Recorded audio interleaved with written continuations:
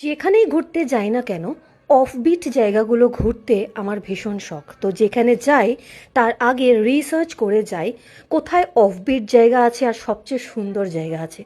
মেঘালয়ের এটা হলো মেঘালয়ের একটা নংস্টাইন বলে একটা জায়গা আছে, সেখান থেকে 70 কিলোমিটার ভেতরে। এটা হলো Weinia foot bridge. Weinia foot ব্রিজটা পড়ছে মেঘালয়ের, মানে একটা নংখ নাম একটা ছোট্ট গ্রাম। এখানে লেখাটা আছে। এই ব্রিজটাকে আমি এভাবে কভার করেছি, রাস্তাটাও নেক্সট ভিডিওতে দেখাবো কতটা সুন্দর। মনে হবে যেন ইন্ডিয়ার ভেতরে আমি সুইজারল্যান্ডে চলে এসেছি। এতটা সুন্দর জায়গা। দেখো, ট্যুরিস্ট একটাও নেই। কেন নেই? কারণ অনেকেই এই ব্রিজটার কথা জানে না। বীভৎস সুন্দর একটা জায়গা। স্টাইন থেকেও 70 কিলোমিটার ভেতরে ব্রিজটা। ওই দিকে যে আমার ছেলে হেঁটে যাচ্ছে, ওই ব্রিজটার ওই সাইডটা দিয়ে নামলে বা আরেকটা রাস্তা আছে, সেদিকে কি পাওয়া যাবে? এই যে উইনিয়ার একটা আইল্যান্ড পাওয়া যাবে, ভীষণ সুন্দর। বাট আমাদের যাওয়া হয়নি। এটা অলরেডি আমরা অনেক লেট পৌঁছেছি, যেহেতু চিনি না, গুগল ম্যাপ ধরে যেতে হয়। আর ওইখানে কিন্তু নেটওয়ার্ক থাকে না, ভীষণ কষ্ট। আমরা যেখানে যাই একটা সিম আলাদা নিয়ে যাই। ওইখানে যে সিমগুলো চলে, মানে আসলে জিও সিমটাই সব জায়গায় একটু ভালোভাবে চলে। ওই যে গাড়িটা দাঁড়িয়ে আছে, একমাত্র আমাদের গাড়ি, আর কেউ নেই।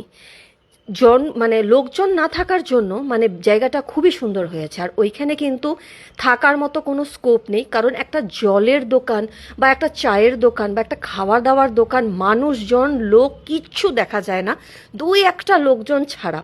পুরোটাই কিন্তু একটা ভিলেজের মতো। এত অদ্ভুত দৃশ্য দেখতে পেয়েছি। ওই যে বললাম, যারা ক্যামেরাম্যান হয় বা প্রপার একদম কন্টেন্ট ক্রিয়েটার, তারা সুন্দরভাবে হয়তো নিতে পারে ভিডিওসগুলো। তো আমরা এত এক্সাইটেড থাকি, কোনো রকমের নেই আর কি। ক্যামেরাটা মাঝে মধ্যে আমার বরকে বলছি ধরতে, ধরেছে। এটার পর দেখাবো এই উইনিয়া ওয়াটারফলটা কোথায় আছে, কতটা হার্ডল ক্রস করে আমাকে ওই ওয়াটারফলটাতে যেতে হয়েছে। ওই দূরে দেখো, ওইখানে একটা ওই যে আমি জুম করব কিনা মনে নেই, ওই দূরে, এই যে জুম করলাম, ওইখানটাতে আমরা যাব। বেশ দূর, দেখলে মনে হয় না, বেশ দূর। আর ওইখানে কিছু দূর দুটো লেডিস দাঁড়িয়ে আছে, ওরা আমাদেরকে টিকিট দেবে আর ওইখানে যাওয়ার জন্য, মানে ওই দিকে যেতে দেয় না। এই টিকিট হয়তো 20 টাকার টিকিট, আর পার্কিংয়ের 50 টাকা নেয়। এটাই ওদের ইনকাম, এছাড়া তো ওইখানে কেউ আসে না। আর কিন্তু জল খাবার নিজের ব্যবস্থা করে আসা যাবে। এই নংখ নামে আসার পর তোমরা কিন্তু স্টে নিতে পারবে নংস্টাইনে স্টে নিলেও একটু খাবার আর জল নিয়ে গেলে বেটার হবে। নেক্সট ভিডিওতে কানেক্টেড থেকো।